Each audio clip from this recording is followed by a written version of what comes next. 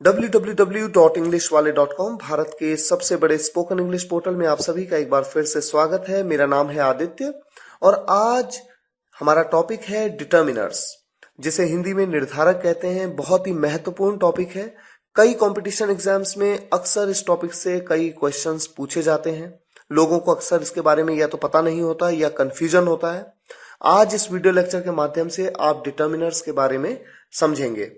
सबसे पहले देखिए डेफिनेशन। ऐसे शब्द जो किसी वाक्य में संज्ञा से तुरंत पहले प्रयोग किए जाते हैं और इस बात का निर्धारण करते हैं कि किसकी बात हो रही है या फिर कितनी बात हो रही है। यहां पर दो इंपॉर्टेंट पॉइंट हैं। एक तो ये कि संज्ञा से तुरंत पहले, और दूसरा ये बताते हैं कि किसकी बात हो रही है या फिर बताते हैं कितनी बात हो रही है, कितनी मात्रा की बात हो रही है। इस बात को आप डिटेल में समझेंगे। आगे बढ़ते हैं।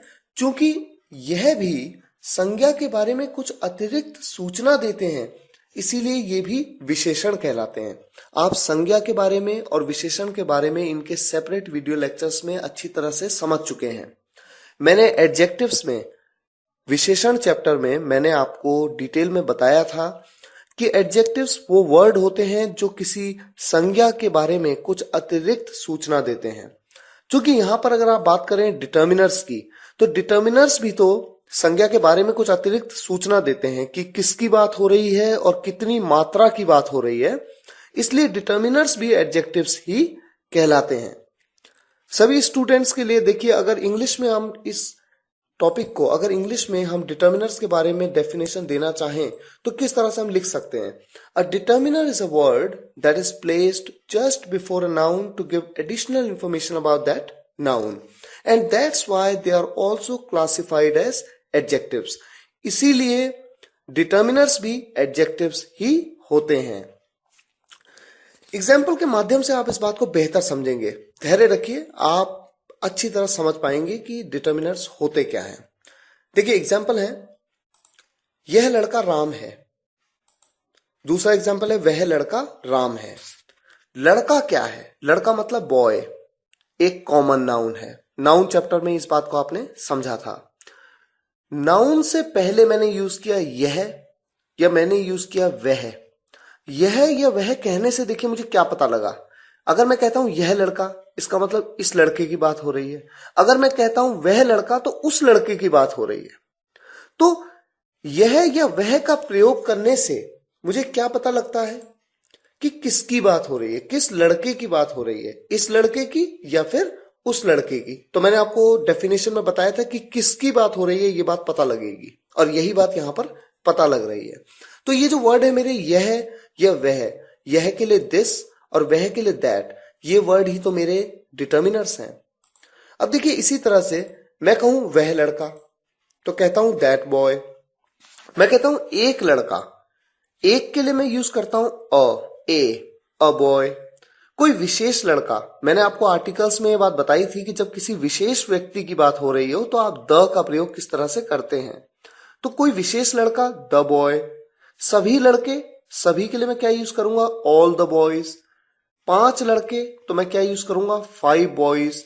तो ये जो वर्ड मैं यूज कर रहा हूं दैट, द, ऑल, 5, ये क्या है? मेरे डिटर्मिनर्स हैं। क्यों है डिटर्मिनर्स?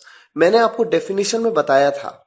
ये बताएंगे आपको कि किसकी बात हो रही है या कितनी बात हो रही है। अब देखिए, मैं कहता हूं वह लड़का, तो यह पता लगता है कि किसकी बात हो रही है, उस लड़के की। अगर मैं कहता हूं एक लड़का, तो कितने लड़कों की बात हो रही है? एक लड़के की। अगर मैं कहता हूं 5 लड़के, तो 5 लड़कों की। अगर मैं कहता हूं ऑल द बॉयज, सभी लड़के, तो यहां सभी लड़कों की बात हो रही है। तो या तो किसकी बात हो रही है या फिर कितनी बात हो रही है। यही हमारा डिटर्मिनर्स का कॉन्सेप्ट है। कई टाइप्स हैं इसके, 4 टाइप के होते हैं डिटर्मिनर्स: आर्टिकल्स, डेमोन्स्ट्रेटिव्स, पजेसिव्स और क्वांटिफायर्स। आर्टिकल्स के बारे में तो हम ऑलरेडी पढ़ चुके हैं। आर्टिकल्स क्या होते हैं? 3 आर्टिकल हैं, ए, एन और द। मैंने आपको आर्टिकल्स चैप्टर में, आर्टिकल्स के वीडियो लेक्चर में डिटेल में समझाया था कहां पर ए का यूज करना है, कहां पर एन का, कहां पर THE द को द की तरह प्रोनाउंस करेंगे, कहां पर दी की तरह प्रोनाउंस करेंगे। इस बात को आप आर्टिकल्स चैप्टर में डिटेल में समझ चुके हैं। अब बात करते हैं डेमोन्स्ट्रेटिव्स की। 4 डेमोन्स्ट्रेटिव्स होते हैं, दिस, दैट, दीज और दोज। इन चारों डेमोन्स्ट्रेटिव्स के बारे में मैंने आपको दिस, दैट, दीज, दोज के वीडियो लेक्चर में डिटेल में समझाया था, लेकिन आज हम इसे थोड़ा और जानेंगे।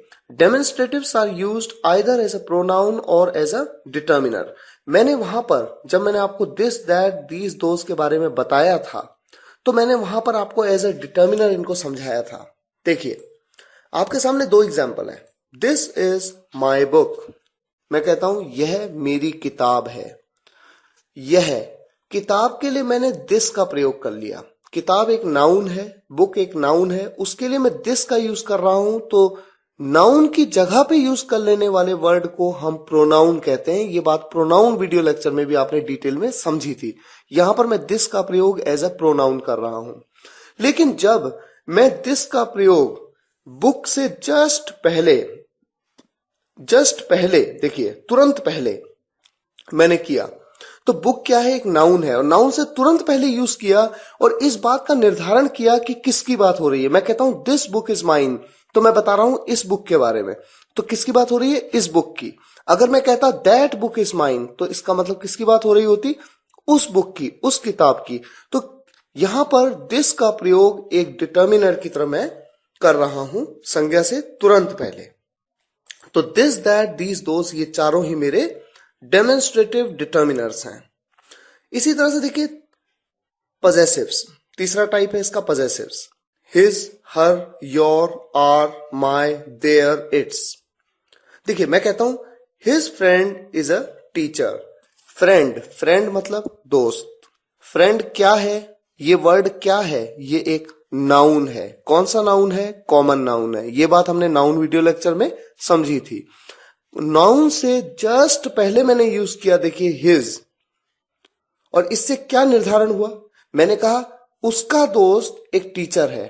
तो यहां पर बताया कि किसका दोस्त, पता लगा कि किसका दोस्त, संज्ञा से तुरंत पहले यूज किया और इस बात का निर्धारण हुआ कि किसकी बात हो रही है, उसके दोस्त की या मेरे दोस्त की या तुम्हारे दोस्त की, किसके दोस्त की।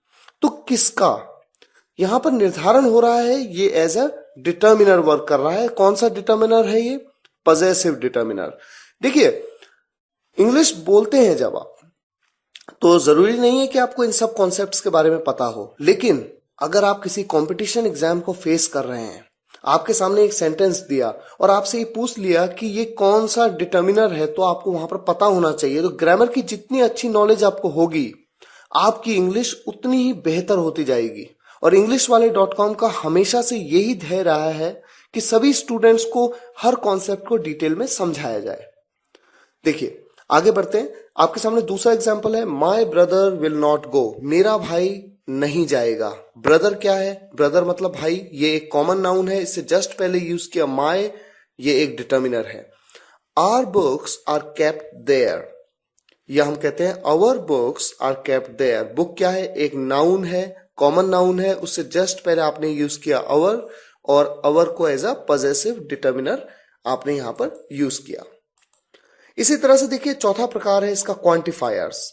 सच वर्ड्स और group of words which are used before a noun to indicate the amount और क्वांटिटी ऑफ दैट नाउन। अब यहां पर आपको क्वांटिटी और अमाउंट की बात करेंगे, यानी मात्रा के बारे में पता लगेगा। नाउन से जस्ट पहले यूज करेंगे और मात्रा के बारे में बताएंगे। देखिए, एग्जाम्पल है, फ्यू मतलब थोड़ा या कुछ। मैनी मतलब कई या बहुत। कहां पर यूज होते हैं, काउंटेबल नाउन्स के साथ में। काउंटेबल और अनकाउंटेबल नाउन के बारे में आपको एक सेपरेट वीडियो लेक्चर में मैंने डिटेल में समझाया है। अगर आपको नहीं पता तो एक बार उस वीडियो लेक्चर को दोबारा देख लीजिए। फ्यू बॉयज, कुछ लड़के। मैनी बॉयज, कई लड़के। फ्यू गर्ल्स, कुछ लड़कियां। मैनी पेन्स, कई पेन। मैनी स्टार्स, कई तारे। मैनी हेयर्स, कई बाल। कई लोग कंफ्यूज होते हैं कि हेयर के आगे एस कैसे लगाया, लेकिन मैंने आपको ये बात भी काउंटेबल अनकाउंटेबल नाउन के वीडियो लेक्चर में समझाई थी कि हेयर के आगे एस लगाया जाता है प्लूरल फॉर्म में। अब देखिए, इसी तरह से अनकाउंटेबल नाउन के साथ में, यानी अगणनीय संज्ञा के साथ में, आप लेस, लिटिल का यूज थोड़ा या कुछ के लिए, और मच का यूज ज्यादा या बहुत के लिए करते हैं। लेस वाटर मतलब थोड़ा पानी, लिटिल वाटर मतलब भी थोड़ा पानी, मच वाटर मतलब ज्यादा पानी या बहुत पानी, लेस शुगर यानी थोड़ा चीनी, थोड़ी चीनी, और मच पेट्रोल यानी काफी पेट्रोल, ज्यादा पेट्रोल या बहुत पेट्रोल। एग्जाम्पल देखिए, सम और एनी या एनफ का यूज कब किया जाता है? अनकाउंटेबल और काउंटेबल दोनों संज्ञाओं के साथ में, अगणनीय और गणनीय दोनों के साथ में सम और एनी का यूज या एनफ का यूज किया जा सकता है। सम और एनी का यूज थोड़ा, कुछ या कोई के लिए, एनफ का यूज काफी के लिए। एक बात ध्यान देने वाली यह है कि सम का प्रयोग SOME सम का प्रयोग पॉजिटिव सेंटेंसेस में और एनी का प्रयोग नेगेटिव सेंटेंसेस में किया जाता है। ये बात कंपटीशन एग्जाम्स में कई बार पूछी जाती है, सेंटेंसेस दिए जाते हैं करेक्शन एक्सरसाइजेस में, और कई बार इसमें हम गलतियां कर जाते हैं। एग्जाम्पल देखिए, मैंने कहा मेरे पास थोड़ा पानी है, आई हैव सम वाटर। मेरे पास बिल्कुल पानी नहीं है, I don't have any water. कई बार लगता है कि वाटर से पहले एनी का यूज बड़ा ऑड लग रहा है, लेकिन ये बिल्कुल करेक्ट ग्रामर है। आई हैव सम बॉयज, मेरे पास कुछ लड़के हैं, आई हैव सम बॉयज। मेरे पास कोई लड़का नहीं है, I don't have any boys. तो वाटर एक अनकाउंटेबल नाउन है, उसके साथ मैंने सम का यूज किया पॉजिटिव सेंटेंस में और एनी का यूज किया नेगेटिव सेंटेंस में। बॉय एक काउंटेबल नाउन है, सम का यूज किया पॉजिटिव सेंटेंस में, एनी का यूज किया नेगेटिव सेंटेंस में। तो एनी का यूज नेगेटिव सेंटेंस में किया जाता है। अब देखिए, इस कॉन्सेप्ट को भी थोड़ा समझ लीजिए। पहले बात करेंगे वाटर की। वाटर क्या है? एक अनकाउंटेबल नाउन, ये आप सभी जानते हैं। सबसे पहले देखिए, एक सेंटेंस में कहता हूं आई हैव लेस वाटर, या मैं कहता हूं आई हैव लिटिल वाटर। इसका मतलब जानते हैं क्या है? मेरे पास थोड़ा पानी है, लेकिन बहुत ही नेगेटिव सेंस में मैं बात कर रहा हूं। मेरे पास जितना पानी होना चाहिए उतना है नहीं, मेरे पास थोड़ा पानी है, कम है, बहुत कम है। और अगर मैं कहूं आई हैव सम वाटर, तो सम यहां पर एक न्यूट्रल पॉइंट है। न्यूट्रल का मतलब आप ये तो कहते हैं कि आपके पास थोड़ा पानी है, लेकिन इतना है, पर्याप्त है कि ठीक है आपके लिए काफी है, लेकिन बहुत नहीं है, आप किसी और को दे नहीं सकते, पर आपके पास ठीक ठाक है। I have some water. और जब आप कहते हो आई हैव मच वाटर, ये तो काफी पॉजिटिव है कि आपके पास काफी पानी है। इसी तरह से देखिए, बॉय के साथ आप किस तरह से यूज कर सकते हैं। बॉय एक काउंटेबल नाउन है, आप कह सकते हैं आई हैव फ्यू बॉयज। यहां पर नेगेटिव सेंस में आप कहते हैं, यानी आप ये कहते हैं कि जितने लड़के होने चाहिए उतने हैं नहीं मेरे पास, कम है। I have few boys. जब आप कहते हैं आई हैव सम बॉयज, का मतलब यह है कि आपके पास ठीक है, कम है लेकिन पर्याप्त है। और जब आप कहते हैं आई हैव मैनी बॉयज, इसका मतलब है आप काफी पॉजिटिव है, आप कहते हैं मेरे पास कई लड़के हैं। तो यहां पर जो आपने लेस, लिटिल, सम, मच, फ्यू, मैनी, ये सभी क्या हैं? आपके डिटर्मिनर्स हैं। इसी तरह से देखिए, एवरी का यूज, एवरी बुक या एवरी बॉय। एवरी मतलब हर कोई, ईच मतलब हर एक या प्रत्येक, each book, each boy, all, all का मतलब सभी या सब, all the books, all the boys, सभी, ये सभी डिटर्मिनर्स हैं। बोथ दोनों, both books, both the boys. Whole सारा या पूरा, the whole world, the whole book. इसी तरह से देखिए, क्वांटिटी का निर्धारण फुल, हाफ, क्वार्टर, इन वर्ड से भी होता है। जब आप कहते हैं फुल ग्लास, तो क्वांटिटी के बारे में बताते हैं, यानी मात्रा के बारे में बताते हैं। फुल ग्लास या full jug, half the glass, quarter the glass. या आप कोई नंबर बोलते हैं 1 2 3 4 5, जब आप कहते हैं वन बॉय, तो देखिए बॉय क्या है? एक संज्ञा है, कॉमन नाउन है, इससे पहले आपने लगाया वन, तो आप उसकी क्वांटिटी के बारे में बता रहे हैं। आप बता रहे हैं कि कितने हैं। 1 boy, 2 laptops, 3 friends, 4 persons, 5 stars, 6 hairs. तो इस तरह से इस वीडियो लेक्चर के माध्यम से आपने डिटर्मिनर्स के बारे में कुछ बेहद महत्वपूर्ण जानकारियां ली। मिलते हैं नेक्स्ट वीडियो लेक्चर में कुछ और प्रेपोजिशंस के साथ और कुछ अलग अलग टॉपिक्स के साथ। तब तक के लिए धन्यवाद।